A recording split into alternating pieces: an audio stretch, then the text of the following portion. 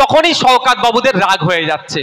আরে বলছি অমিত শাহর বিরুদ্ধে, বলছি শুভেন্দুর বিরুদ্ধে, বলছি মোদির বিরুদ্ধে, আমাদের শওকতদার বুকটা চিনচিন কেন করছে বুঝতে পারছি না আমরা। ভাই বলেন এর বুক চিনচিন করছে কেন? এটা বুঝতে হবে।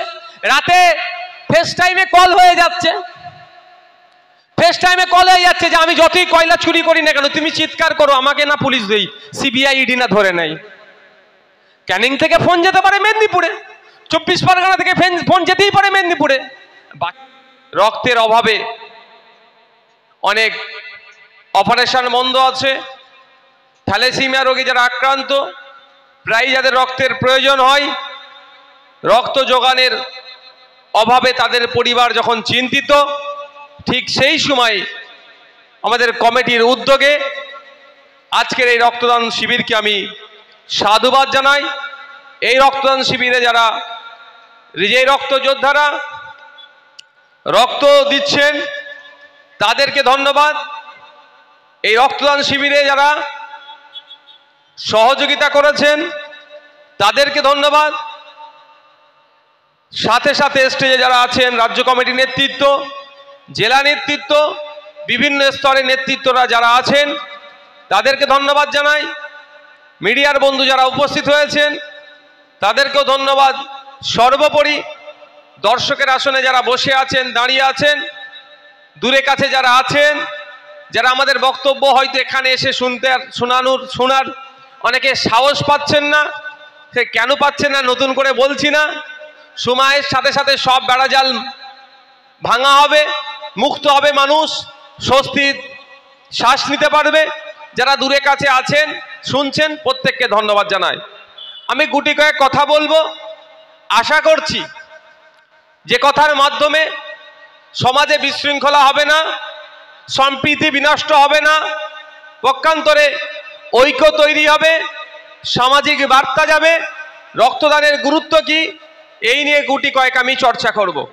সর্বপ্রথম আমি তাদেরকে স্মরণ করি যাদের স্মরণে আজকের এই রক্তদান শিবির হচ্ছে। কাদের স্মরণে হচ্ছে?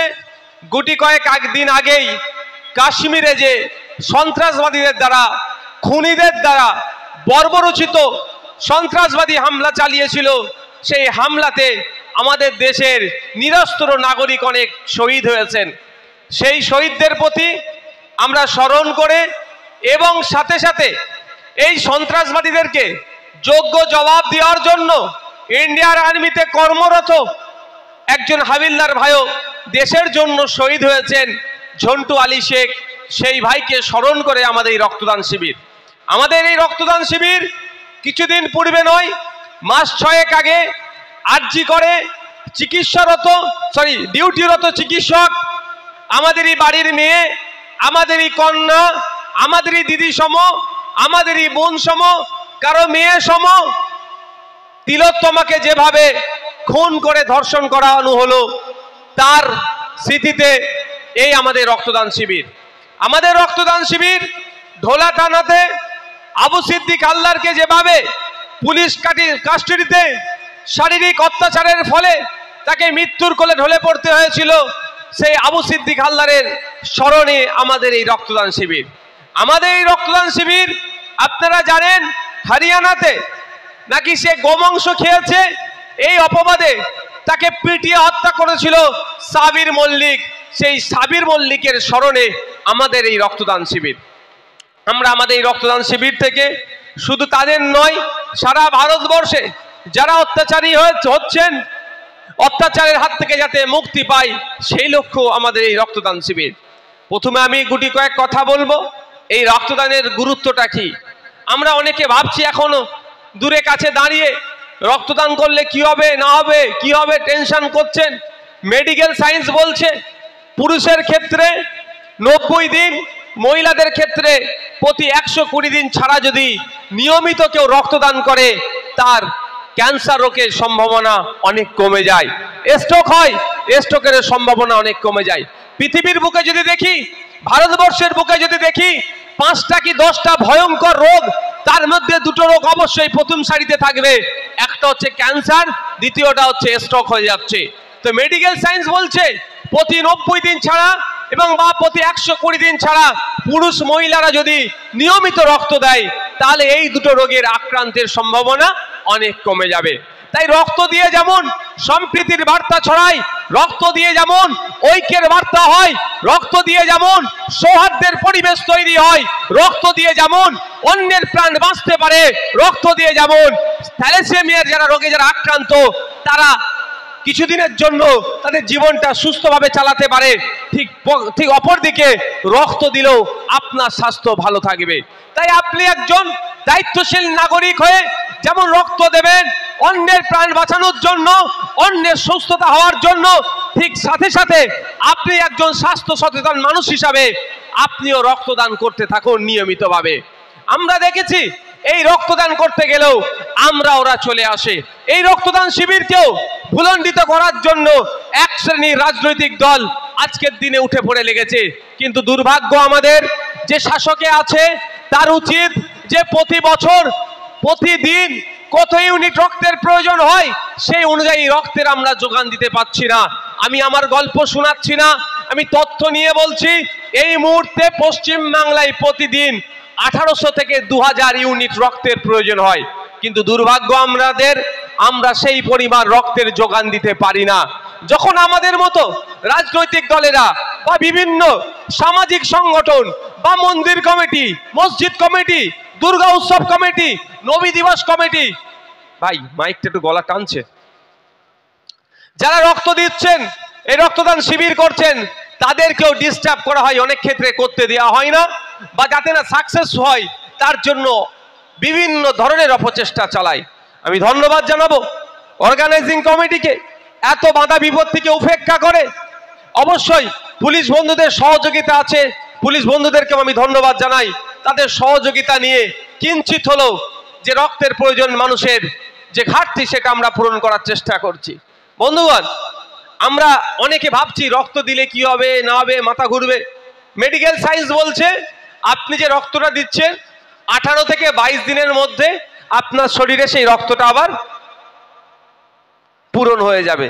এই রক্ত দিলে কি হবে? আপনার স্বাস্থ্য ভালো থাকবে। আমি একটা অনুরোধ করব আজকের এই মঞ্চ থেকে, আজকে যারা এখানে রক্ত দিচ্ছেন পুরুষেরা বা মহিলারা, 90 দিন বা 120 দিন পরে আপনারা আবার রক্ত দেবেন। সেখানে কোন দলের ব্যানারে, কোন ধর্মীয় সংগঠন, মসজিদ কমিটি কি মন্দির কমিটি, দুর্গা উৎসব কমিটি কি নবী দিবস কমিটি বা কোনো ক্লাব রক্তদান শিবির করছে সেটা দেখতে যাবেন না। আপনারা 90 দিন ছাড়া বা 120 দিন ছাড়া যেই করুক না কেন সেখানে গিয়ে আপনারা রক্ত দেবেন। কারণ এই রক্তদানের মাধ্যমে সম্প্রীতির বার্তা ছড়ায়, এই রক্তদানের মাধ্যমে ঐক্যের বার্তা যায়। আর এইটাকে বিনষ্ট করার চেষ্টা এক শ্রেণীর রাজনৈতিক কারবারিরা করছে। যারা ধর্ম নিয়ে রাজনীতি করে, যারা জাতি নিয়ে রাজনীতি করে, তাদেরকে জিজ্ঞাসা করবেন এই রক্তদান শিবিরে জাত ধর্ম বর্ণ নির্বিশেষে মানুষ এসে রক্ত দিচ্ছে, এরা একবারের জন্য ভাবছে না আমি হিন্দু, আমার রক্তটা যেন হিন্দুর কাছে যায়। এরা একবারের জন্য ভাবছে না আমি মুসলিম, আমি রক্ত দিচ্ছি আমার রক্তটা যেন মুসলিমই পায়। এরা একবারের জন্য এটা ভেবে দিচ্ছে না, এরা এই ভেবেই দিচ্ছে আমার রক্ততে যদি অন্যের প্রাণ বাঁচে আমি স্বার্থ খাবো হিন্দু হয়ে, আমি স্বার্থ খাবো মুসলমান হয়ে। কিন্তু আজকে কিছু রাজনৈতিক কারবারিরা এই যে ঐক্য এটাকেও বিনষ্ট করার চেষ্টা করছে।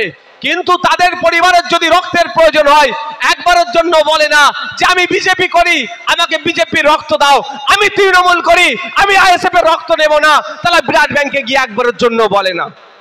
তারা ধান্দাবাজগুলো এ কথা একবারের জন্য বলে না। কিন্তু আইএসএফ যদি রক্তদান শিবির করে তাকে আটকাতে হবে, বা মানুষের মধ্যে বিভেদ তৈরি করার জন্য বিজেপির নেতারা সব সময়ে বাংলাকে কুলসিত করার চেষ্টা করছে।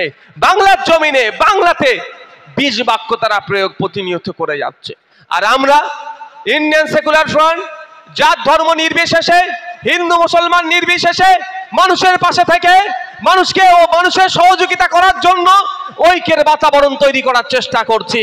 ওরা হিংসার বাতাবরণ আনার চেষ্টা করছে, মানুষের মধ্যে বিশ্বাস অবিশ্বাসের বাতাবরণ তৈরি করার চেষ্টা করছে। আমরা ইন্ডিয়ান সেকুলার ফ্রন্ট মানুষের মধ্যে যাতে আরো বেশি বেশি বিশ্বাস স্থাপন হয়, দুটো গোষ্ঠীর মধ্যে, দুটো জাতের মধ্যে, দুটো বর্ণের মধ্যে ঐক্য যাতে আরো বেশি এস্টাবলিশ হয়, তার জন্য বিভিন্ন সামাজিকভাবে